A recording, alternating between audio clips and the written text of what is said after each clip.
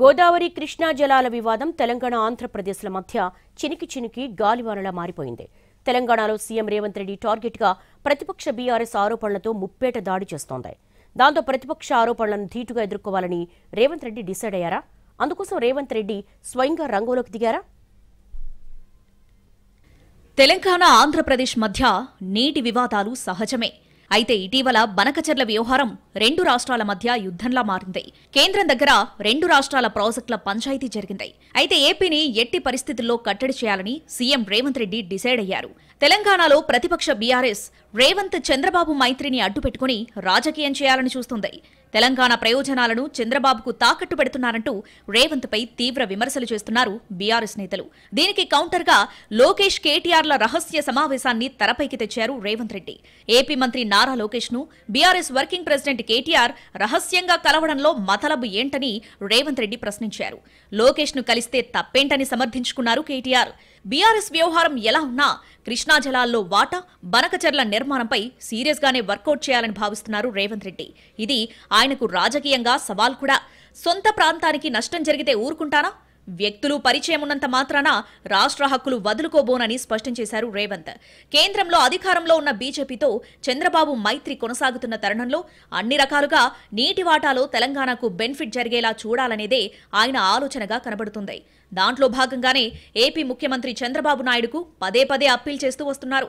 మొదట అనుమతులు లేని ప్రాజెక్టులను నిర్మించొద్దంటూ విజ్ఞప్తి చేస్తూ వచ్చారు. కేంద్రం దగ్గర సమావేశం తర్వాత బనకచెర్లపై చర్చే లేదు, చర్చించాల్సిన పని లేదంటూ తేల్చి చెప్పారు. తాజాగా పాలమూరు జిల్లాలో జరిగిన సభలో చంద్రబాబుకు తనదైన శైలిలో కాస్త గట్టిగానే సమాధానమిచ్చే ప్రయత్నం చేశారు రేవంత్. చంద్రబాబును అన్ని రకాలుగా టార్గెట్ చేస్తున్నారు రేవంత్. మీరు సీఎంగా ఉన్నప్పుడే కల్వకుర్తి, నెట్టెంపాడు, కోయిల్ సాగర్, భీమా ప్రాజెక్టులను మొదలుపెట్టారు. గతంలో పాలమూరు జిల్లాను కూడా మీరు దత్తత తీసుకున్నారు. మీరు దత్తత తీసుకున్న జిల్లాకు అన్యాయం చేసే రాయలసీమ లిఫ్ట్ స్కీమ్ను రద్దు చేయండి. మీ హయాంలో చేపట్టిన ప్రాజెక్టులను మీరే అడ్డుకోవద్దు అంటూ నచ్చజెప్పే ప్రయత్నం చేస్తూనే మీరు వినకపోతే పోరాటం చేస్తాం, రాజీ పడటం నా రక్తంలోనే లేదు అంటూ చెప్పేశారు రేవంత్ రెడ్డి. మీరు రెండు రాష్ట్రాలను సమానంగా తెలుగు వాళ్ళని అభివృద్ధి చేయాలన్న ఆలోచనతో ఉన్నది నిజమైతే రాయలసీమ లిఫ్ట్ ఇరిగేషన్ ప్రాజెక్టును రద్దు చేయండి.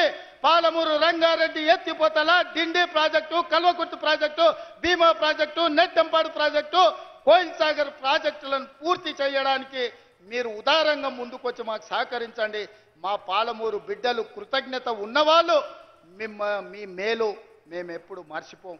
మీరు సహకరించకపోతే మేము చేసే విజ్ఞప్తులు చేస్తాం.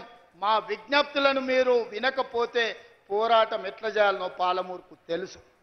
పాలమూరుకి పౌరుషం ఉంది, పోరాటం చేసి సాధించుకునే శక్తి ఉంది.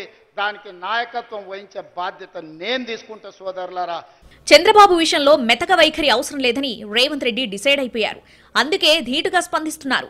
సామధాన భేద దండోపాయాలన్నట్టు అన్ని అస్త్రాలు ఉపయోగిస్తున్నారు రేవంత్.